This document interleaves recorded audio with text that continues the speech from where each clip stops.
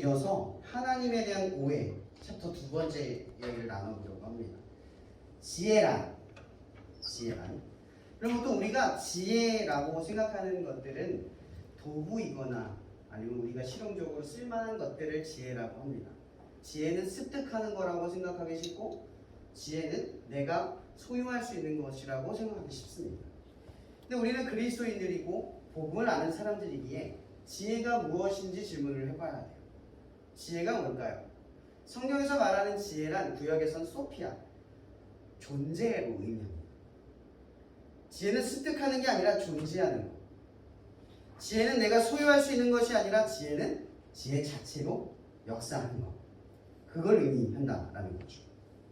그래서 지혜는 우리 인간이 타고나는 것이거나 혹은 인간이 소유할 수 있는 것이라고 말하는 것이 아니라 오히려 우리와 함께하는 것, 우리를 지켜주는 것, 분명한 어떤 존재와 대상이라고 하는 것을 말한다라는 거죠. 그래서 어떻게 보면 쉽게 우리가 이해하면 지혜란 살아있는 존재를 의미한다는 거예요. 그 단어 자체가 살아있다는 거죠. 아니, 그 단어가 지칭하는 존재가 살아 존재하는, 우리보다 존재하는 더 근본의 영역에 있는 그 무언가라는 거예요. 오늘 제가 왜 지혜에 대해서 이야기를 하는데 오늘 말씀 본문 읽어보셨죠? 욥기와 잠언서에 두 번에 언급하는, 사실 이거는 모든 이 지혜서의 말씀 맥을 흐르고 있는 거예요. 지혜의 근본 혹은 지혜라고 하는 것은 여호와를 경외하는 것으로부터 출발한다라는 거죠. 여러분 이 국어사전으로 보면 이 경외라는 단어가 어떤 뜻을 가지고 있는지 아세요? 존경하면서 두려워하다 라는 뜻이에요. 두려워하다. 사실 핵심은 두려워하다예요. 두려워하다. 근데 우리가 이 성경의 두려움을 우리 지난주에 말씀 나눴잖아요. 선악을 알게 하는 나무의 이야기를 들었죠. 이런 애플의 로고는 사과를 한 입 베어 먹은 모양의 로고를 가지고 있어요. 여러분 이것을 우리는 지혜의 상징이라고 생각하죠. 그렇게 알고 있어요. 하지만 성경은 선악을 알게 하는 나무가 지혜라고 말하지 않아요. 그것으로부터 지혜가 출발했다고 말하는 게 아닙니다. 선악을 알게 하는 나무의 열매의 역사는 각 개인이 선악을 알게 하는 기준이 생겨났다는 걸 의미하는 거예요. 그 전에 선악을 알게 하는 나무를 먹기 전에는 어떤 것이 선의 기준이었죠? 하나님이었어요. 하나님이 선이었고 기준이었어요. 근데 그 기준이 어떻게 바뀌었어요? 한 사람 한 사람에게 다른 거예요. 보통 사람들이요, 아무리 나쁜 사람이라도 자기가 하는 일을 옳다고 생각하지 틀린 일이라고 생각하지 않아요. 모두가 옳다고 하는 일을 하는 거예요. 삐뚤어져도 옳게 가도 그릇되고 잘 돼도 다 자기 생각에는 그게 가장 옳다고 생각하는 것 때문에 그 일을 하는 거라는 거죠. 그래서 우리에게 다툼과 분쟁과 싸움 그리고 전쟁이 일어나는 근본적인 이유는 선과 악의 문제 때문이 아니라 옳고 그름의 판단이 개각각 다르기 때문이라는 거죠. 국가마다 다르고 문화마다 다르고 세대마다 다르기 때문에 다툼이 일어나는 거예요. 분쟁이 일어난다라는 거죠. 그래서 우리가 선악을 알게 하는 나무를 먼저 알기 전에 우리가 알아야 할 것은 지혜는 아니라는 거예요. 선악이 지혜가 아니라는 걸 먼저 전제로 두어야 한다는 거죠. 그럼 두려움, 이 두려움이 뭘까? 우리는 지난주의 말씀을 기억해 볼 필요가 있어요. 선악을 알게 하는 나무를 먹고 난 뒤에 아담과 하와가 가져야 할 두려움은 사실은 죄 때문에 쫓겨날 두려움이 아니었죠. 왜냐? 우리가 저번에 뭐라 그랬어요? 하나님은 가죽옷을 입혀서 그들의 허물을 덮고 그들을 떠나지 않고 함께하기 위해서 모든 것을 참으신 분이라고 했어요. 그분의 한결같은 사랑은 죄로 인해 끊어진 게 아니라 죄로 인해 두려워진 우리가 주님을 떠나는 것 때문이라고 말씀드렸어요. 그러면 우리는 생각해 볼 필요가 있죠. 경외가 말하는 두려움의 뜻은 죄로 인해서 하나님이 두려운 게 아니에요. 뭐 때문에 두려운 거죠? 하나님이 두려운 거예요. 하나님 자체가 두려운 거죠. 그건 하나님이 너무나 무섭고 두려운 분이기 때문이 아니라 그 하나님이 나를 떠날까 봐 두려워한다는 거예요. 그걸 두려워한다는 거죠. 그래서 경외의 핵심, 존경하고 두려워한다라는 말의 핵심은 하나님이 내가 죄를 지어서 하나님이 나한테 벌을 내릴까 봐 하는 두려움이 아니라 그 하나님이 나를 떠나고 내가 하나님 없이 살아가는 것에 대한 두려움을 가지는 것. 그걸 두려움이라고 합니다. 그러니까 이 얘기는요, 관계적 두려움이지 죄에 대한 두려움을 의미하는 게 아니라는 거예요. 이런 부모님을 공경하다. 이 공경하라는 의미가 뭐예요? 그게 의무를 말하는 겁니까? 부모를 공경해야 하기 때문에 의무, 그 의무를 다해서 공경하는 걸까요? 공경의 핵심은 의무가 아니라 부모님의 사랑을 내가 반응해서 그 사랑에 기꺼이 존경하는 거예요. 핵심은 먼저 사랑했다는 거예요. 부모님이 여러분들을 사랑했기 때문에 공경하는 거지 사랑받지 않았는데 공경이 갑자기 일어나는 게 아니에요. 왜? 여러분들이 지금까지 커온 건 부모님의 헌신 덕분이거든요. 아무리 내 마음에 들지 않고 내 기준에 들지 않는 부모라고 할지라도 그 부모의 헌신은 내가 받은 사랑, 내가 주는 사랑보다 뛰어넘어요. 그래서 우리는 부모를 마땅히 공경해야 한다는 거죠. 경애도 마찬가지랍니다. 경애가 의무가 아니에요. 하나님이 경외하라 라고 했기 때문에 경외하는 게 아니라 하나님이 먼저 우리를 사랑했기 때문에 경외할 수 있는 거예요. 요한일서에서 뭐라고 말합니까? 하나님께서 너희가 먼저 하나님을 사랑하는 것이 아니요 하나님께서 너희들을 먼저 사랑하사. 여러분, 경외라는 건요, 갑자기 하나님이 있어서 그분은 원래 그런 하나님이라서 경외한다는 게 아니에요. 그분의 사랑, 그분의 역사를 알아서 그런 마음을 갖는 거죠. 여러분, 여기서 먼저 사랑한 게 뭘까요? 바로 신약에 나타난 예수 그리스도의 십자가의 죽음을 의미합니다. 여러분, 그분이 왜 우리를 구원하시기 위해서 십자가의 죽음을 택하셨을까요? 그건 먼저 사랑함을 보여주시려고 한 거예요. 우리가 하나님을 사랑할 수 있도록, 우리가 하나님에 대한 경외심을 회복할 수 있도록 우리를 먼저 사랑하는 거예요. 우리가 예수를 떠올리면 하나님을 사랑할 수 있는 이유가 바로 이것 때문이라는 거죠. 여러분, 기억하세요? 예수님께서 모진 핍박과 고난과 어려움과 비방과 배신 속에서 한마디도 원망을 하지 않았어요. 근데 그런 그분이 십자가에서 죽음을 당하시기 직전에 한 말이 있죠. 엘리엘이 라마 사박다. 뜻이 뭐예요? 하나님을 두 번 불러요. 하나님이여, 하나님이여. 이게 가장 중요한 부분이에요. 두 번을 불렀다는 건 이 하나님이 중요하다는 거죠. 어찌하여 나를 떠났습니까? 날 버리십니까? 이 뜻이에요. 이 얘기는 무슨 얘기냐면 예수님은 다 참고 견딜만 했어요. 근데 딱 하나를 못 참겠는 거예요. 태초부터 함께 하셨던 하나님과 떠나는 건 못 견디는 거예요. 관계적 두려움을 가지고 계시다는 거죠. 그분이 십자가의 죽음에서 죽음을 두려워한 게 아니라 죽음 이후에 하나님과 완벽하게 떠나지는 그 순간이 그분이 제일 두려워하고 싫어했던 일이라는 거예요. 여러분, 예수님은 인간의 본이잖아요. 그 인간이 가장 두려워할 지점은 뭐냐면 세상이 아니라 실패가 아니라 고난이 아니라 하나님 없이 너무나 잘 살아가고 하나님 없이 너무나 완벽하고 하나님 없이 사는 게 익숙해져간 그 상태를 두려워할 줄 안다는 거예요. 이게 뭐예요? 경외, 지혜라는 거죠. 오늘 이것 가지고 말씀을 나누려고 합니다. 여러분, 성경은 총 구약은 4개의 분류, 카테고리로 이루어져 있어요. 첫 번째 문서는 오세오경. 뭐 이건 설명 안 해도 알죠? 창세기부터 뭐 민수기까지라고 하는 분이 있고 신명기라고 하는 분이 있어요. 이건 뭐 차이가 없어요. 그리고 그 다음 뭐가 있죠? 역사서. 역사서는 어디서부터예요? 여호수아부터 느헤미야까지. 그 다음 뭐가 있죠? 에스더까지인가요? 에스더. 그 다음 뭐가 있죠? 지혜서예요. 지혜서는 욥기부터 아가서까지 총 5권으로 이루어져 있어요. 그 다음 뭐가 있죠? 예언서. 이사야부터 말라기까지. 소선지자, 대선지자가 섞여있는 그 책이 크게 4가지의 분류로 있어요. 그리고 오늘 제가 여러분과 나누려고 하는 것은 지혜서예요. 지혜서 아까 뭐라고 했죠? 첫 번째 무슨 책이 있다고요? 욥기. 그 다음 시편. 그 다음 잠언. 그 다음 전도서. 그 다음 아가서. 여러분, 이거 잘 기억하세요. 성경은 의도적으로 기록한 거예요. 이유가 있어서 이 순서를 가지고 있는 거라는 거예요. 이 순서를 기억하세요. 저건 첫 번째. 여러분 욥기. 왜 지혜에 대한 이야기를 하는데 첫 번째 욥기 이야기를 하고 있을까요? 여러분 욥기는 맨 처음 뭐라고 시작하냐면 하나님이 욥을 온전한 자다라고 이야기를 하고 시작해요.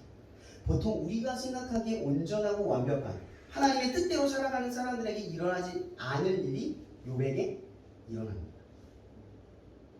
이건 정당하지 않는 일이에요. 여러분 여기서 말하는 욥을 온전하게 바라봤다는 얘기는요, 욥은 세상 모든 걸 다 통틀어도 욥만한 인간이 없다는 거예요. 그래서 욥은 하나님을 원망하죠. 욥 1장에서는 굉장히 멋있게 하나님을 계속해서 찬양하고, 내가 화도 받고 복도 받지만 하나님이 주실 수도 있고 안 주실 수도 있습니다. 이게 욥의 고백이었어요. 근데 얼마 지나지 않아 욥은 고백이 바뀌어요.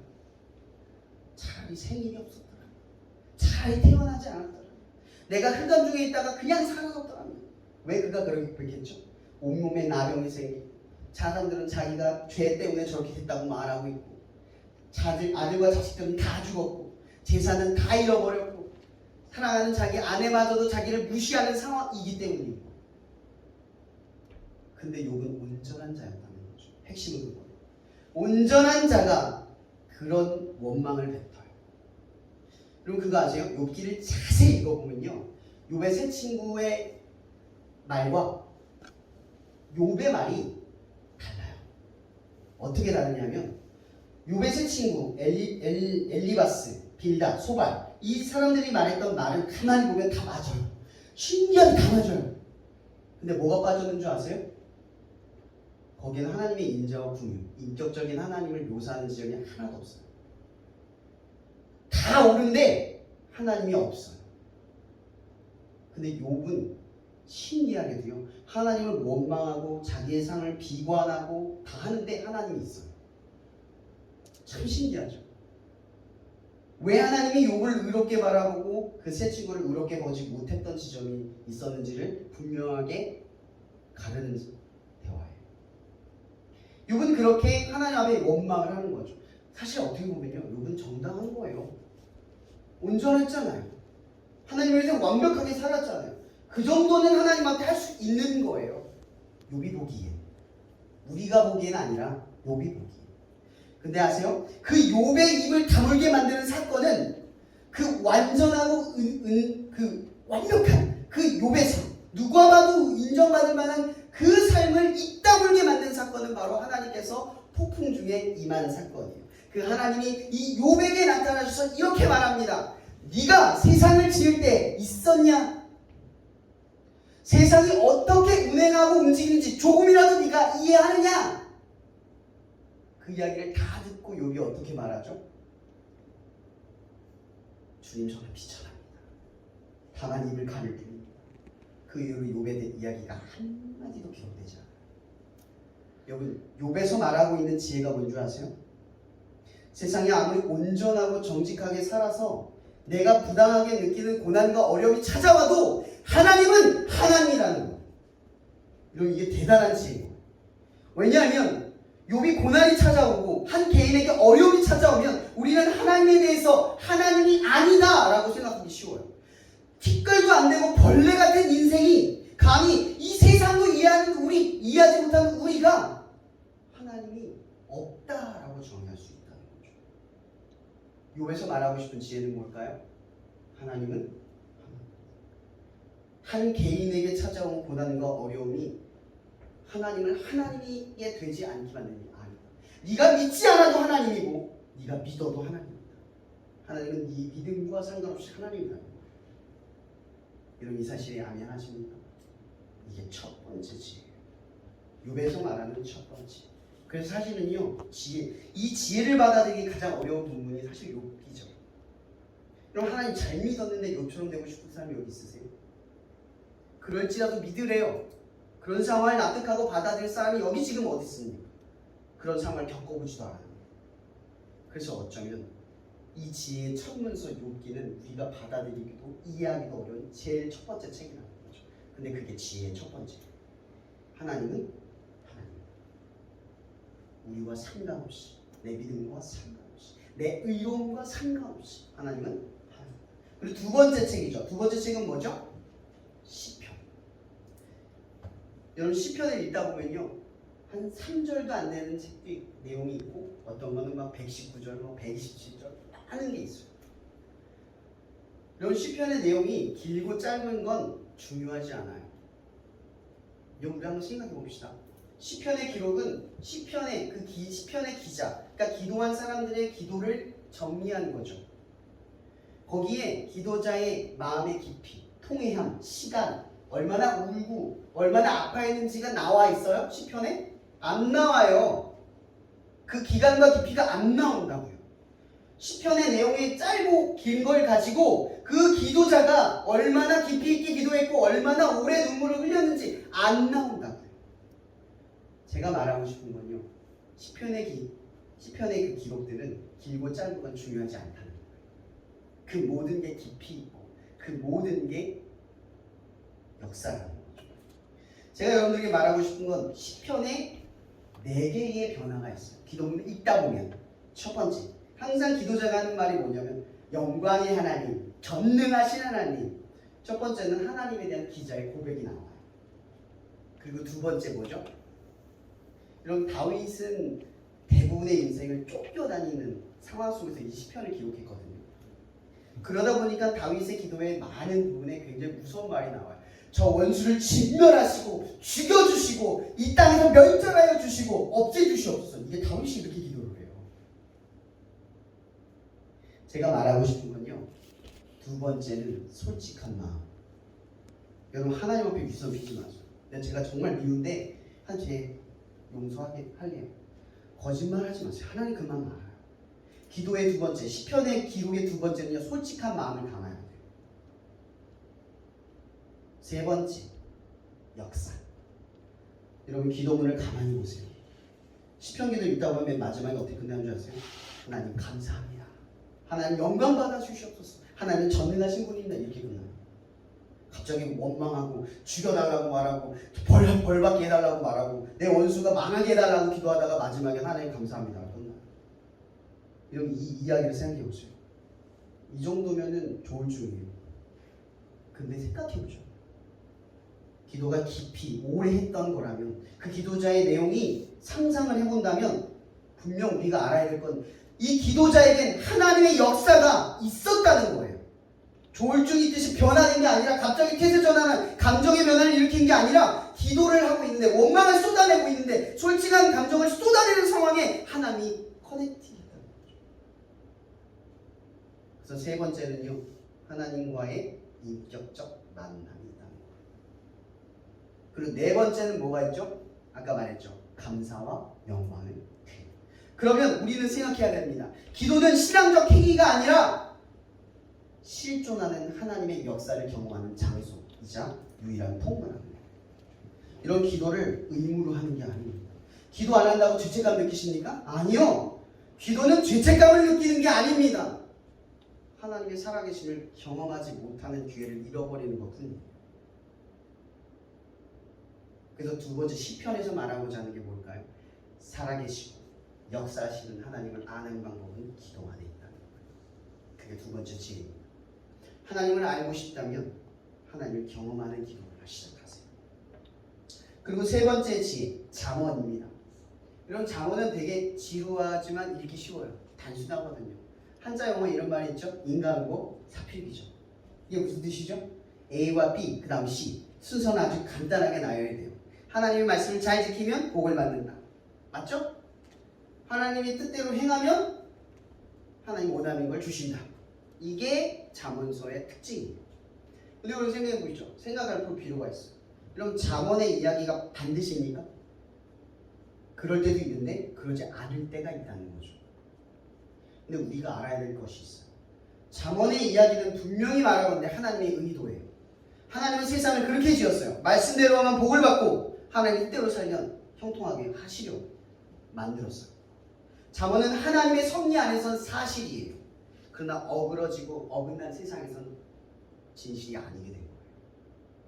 원래는 진실인데 세상에선 거짓이 될 수도 있다는 거죠. 우리가 잠언의 말씀에 그 교훈을 듣고 지키는 가장 중요한 이유는요, 복을 받기 때문에, 어떤 결과가 찾아오기 때문이 아니에요. 우리가 알아야 될 것, 이것은 하나님의 의도다, 이것만 보시면 돼요.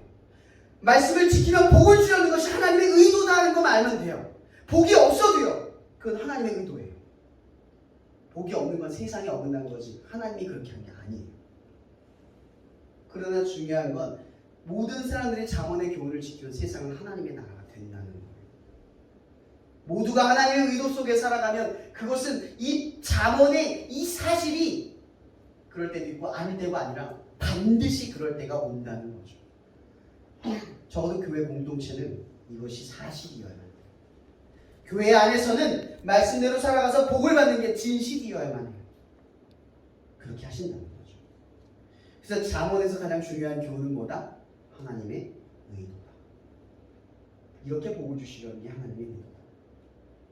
그리고 세 번째, 네 번째죠. 네 번째 책은 뭔지 아세요? 전도서. 전도서랑 잠언서랑 좀 색상이 비슷한 것 같은데 전혀 달라요. 전도서는 약간 잠언을 비웃어요. 왜냐하면 두 번째 1장 2절에 뭐라고 말하냐면 헛되고 헛되며 헛되고 헛되니 모든 것이 헛되다. 5번이나 헛되다를 말해요. 굉장히 염세주의적이고 굉장히 회의론적이에요. 근데 한번 생각해 볼 필요가 있어요. 시편 기자가 말하려고 하는 헛됨의 구간은 세상을 말합니다. 왜 세상이 헛되냐? 이걸 세 가지로 크게 요약할게요. 첫 번째, 대단한 것을 이루어도 결국 다음 세대에게 물려주기 때문이에요. 두 번째, 대단한 것은 새 것도 아니고 특별한 것도 아니에요. 이미 과거의 세대가 누렸거나 앞으로 누군가 똑같이 누릴 것이기 때문인 거죠. 그리고 세 번째, 대단한 것은 영원하지도 않고 쉽게 잊혀져 버리는 것이기 때문이에요. 그래서 이 땅은 대단한 게 없어요. 전도서가 말하려고 하는 핵심은 이거예요. 세상은 헛되다. 그러나 우리가 한번 다시 한번 볼 필요가 있어요. 말하려고 하는 핵심은 첫 구절에 나왔어요. 그러나 전도서가 말하는 또 한 다른 핵심은 끝에 나와요. 12절. 전도서 12절. 이렇게 말합니다. 너희는 곤고한 날이 이르기 전에 창조주이신 하나님을 기억하라. 여러분, 전도서에서 말하고 싶은 지혜는요, 이거예요. 세상은 헛되지만 하나님은 영원한 가치다. 세상에 있는 이 헛되고 헛된 것들에게 열렬한 마음을 주지 말고 창조주 하나님에게 열렬한 마음을 가지고 나아가라 라는 거죠. 너희들의 삶이 영원한 것을 가치 삼아 살아갈 때 인생의 참된 부르심과 인간의 인간다움이 나타난다는 거죠. 지혜는 바로 여기 있다는 거예요. 세상에 대한 열렬함을 멈추고 하나님에 대한 열렬함으로 나아가라. 그래서 세상에 헛되다, 여러분들이 열렬함을 허무하게 만들어버리는 거예요. 그래야 그 허무함이 무너져 버리는, 그 세상에 대한 뜨거운 갈망이 무너지거든요. 헛되다. 그리고 나서 말하는 거예요. 창조주를 기억하라. 그것의 열렬함을 가지고 살아가라. 이게 잠언서의 이야기예요. 그리고 전도서 12장 13, 14절 이렇게 말합니다. 일의 결국은 다 들었으니 하나님을 경외하고 그의 명령들을 지킬지어다. 이것이 모든 사람의 본분이니라. 하나님은 모든 행위와 모든 은밀한 일을 선악간에 심판하시리라. 여러분, 영원하지 않은 것에 가치를 둘 때 우리는 심판을 받게 된다는 거예요. 여기서 말하는 심판은 이미 우리가 선택한 것으로 우리를 선택한다. 심판받는다는 거죠. 하나님은 심판하시기 위해 심판하는 것이 아니라 우리의 그릇된 선택이 심판받지 않도록 하시기 위해 이 말씀을 하는 거예요. 부모님이 여러분들에게 너 집에 가서 혼난다. 왜 그럽니까? 혼내려고 그 말합니까? 아니죠? 그러지 마라. 집에 가서 난 너 혼내고 싶지 않다. 이게 본심이죠. 잠언서의 이 말씀은 심판이라는 말이 언급될 때마다 불편할 필요 없어요. 이 심판이라는 말은 여러분들에게 의도를 갖고 하는 말이 아니라 그걸 하지 않기 위해 하는 말이기 때문인 거죠. 중요한 것은 인간의 본분이 뭐에 있다? 하나님에 대한 열렬함에 있다. 그게 전도서입니다. 그리고 끝으로 맨 마지막 책, 아가서입니다. 그럼 우리는 아가서 잘 모르죠? 아가서를 보면 너무나 저질스럽고 도대체 뭔 내용인지 모르겠고 이거 왜 기록했는지 몰라요. 그러나 여러분 이유가 있습니다. 제가 여러분들에게 이런 질문을 던져볼게요. 세상의 사랑의 관계 중에 가장 친밀하고 가장 특별한 게 뭘까요? 부모와 자식, 자녀와 부모, 친구와 친구, 이웃과 이웃, 타인과 타인? 바로 연인입니다. 부부의 사랑이 왜 특별합니까? 유일하게 육체적 관계를 나눠요. 이게 왜 특별한 줄 아세요? 성경에서 말하는 육체적 관계는요, 서로에게 헌신하고 내어준다라는 의미를 갖고 있어요. 자기를 무방비 상태로 내놓는 게 육체적 관계죠. 노출시키는 거예요. 내 생명을 담보로 삼아 사랑을 나누는 거죠. 그럼 아가서의 특징이 뭐예요? 연인 간의 사랑을 담고 있어요. 사랑의 가장 격정적이고 뜨거운 것을 묘사하고 있죠. 바로 솔로몬과 술람미 여인의 이야기로 등장합니다. 그럼 여기 나오는 술람미 여인은요, 양치기를 하는 여자이고요, 시골 여자이고요, 까무잡잡하고요, 예쁘지 않아요. 성경 묘사를 보면 특별하거나 대단하거나 엄청나게 예쁜 사랑을 받을 만한 무언가가 나타나지 않아요. 그런데 솔로몬이 그 여인을 향해서 정말 이렇게 뭐라고 하죠? 직설적으로 말하는 하나의 표현을 말할게요. 너의 유방이 사슴 가슴 같구나. 여러분 이 말이 얼마나 직설적이고 상투적인지 느껴지십니까? 얼마나 저질스러워. 근데 이 표현을 한번 생각해 봅시다. 하나님 신랑이고 우리가 신부예요. 그 열렬한 사랑을 무엇으로 묘사하고 있냐면 연인 간의 사랑. 그 서로의 육체, 헌신적인 관계 속에서 고백하고 있는 거예요. 왜 아가서가 지혜일까요? 바로 이것 때문입니다. 아가서에서 말하고 싶어하는 핵심은 하나님이 우리를 얼마나 열렬히 사랑하는가를 보여주는 거죠. 가만히 보세요. 술람미 여인이 솔로몬을 향해서 고백하는 내용이 아닙니다. 솔로몬이 술람미 여인을 향해서 고백하는 내용이에요. 하나님이 우리에 대해서 고백하는 내용이에요. 열렬하고 뜨겁게 사랑하는 한 여인을 향해서 정말 직설적이고 부끄럽게 만드는 그 표현으로 하나님이 그 사랑을 표현하고 계십니다. 여러분 그 부끄러움이 무엇입니까? 바로 십자가입니다. 주님은 자기의 육신을 내어주셔서 자기를 가장 무방비한 상태로 내어주셔서 세상 사람들의 가장 부끄러운 상태로 자기를 보여주셔서 우리에게 당신의 사랑을 증명하셨어요. 이게 먼저 보이신 하나님의 사랑이라는 거죠. 여러분 마지막 지혜는 뭐냐면 바로 이겁니다. 마음을 다해 뜻을 다해 주 너의 하나님을 사랑하라. 여러분 신명기 6장에 보면 이 이스라엘이 하나님의 땅에 들어가려고 할 때 제일 먼저 한 얘기가 바로 이거였어요. 너희는 마음을 다하여 뜻을 다하여 주 너의 하나님을 사랑하라. 그리고 예수님이 대강령이라고 말씀하셨던 게 뭐였죠? 너희는 마음을 다하여 뜻을 다하여 하나 더 추가합니다. 목숨을 다하여 너희 하나님을 사랑하라. 여러분 여기의 핵심은요 명령이 아니에요. 아가서를 보세요.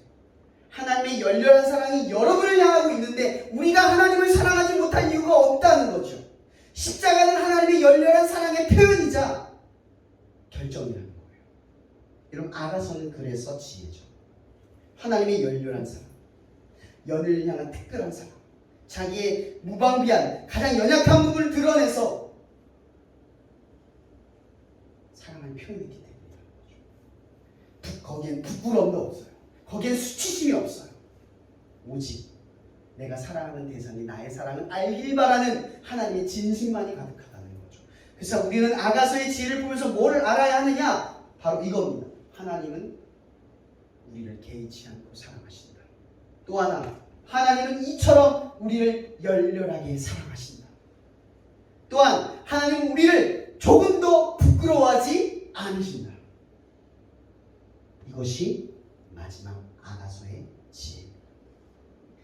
말씀을 나누려고 합니다. 결국 지혜란 살아 역사하시는 존재이며 우리가 관계할 분이라는 걸 알아야 합니다.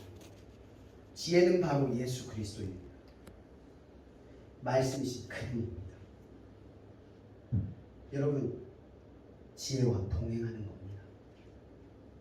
여러분들이 지혜를 습득하거나 지혜를 내 것으로 이용하거나 내가 성공하기 위한 발판으로 활용하는 도구가 아니라 그 지혜는 내가 동행하며 함께 해야 할 대상자 존재라는 겁니다. 여러분, 사람이 선할 수 있는 방법은 선악과를 먹은 뒤에부터 없습니다. 우리는 선할 수 없습니다. 그러나 인간이 선할 수 있는 유일한 방법은 하나님과 함께하는 겁니다. 인간이 지혜로울 수 있는 유일한 방법은 하나님과 함께 하는 겁니다. 이것을 우리는 성경의 단어로 동행이라고 말합니다. 그럼 만약 하나님이 여러분과 함께하는 것을 알고 그 지혜를 발판 삼아 살아가는 여러분이라면 여러분들이 신경 써야 될 것은 하나님의 관계입니다. 내가 지혜롭지 않은가의 문제가 아닙니다. 내가 실수하느냐 안 하느냐의 문제가 아닙니다. 그 하나님의 관계를 잃어버리는가 잃어버리지 않았는가. 더 나아가서 오늘 말씀하고 싶은 게 이겁니다.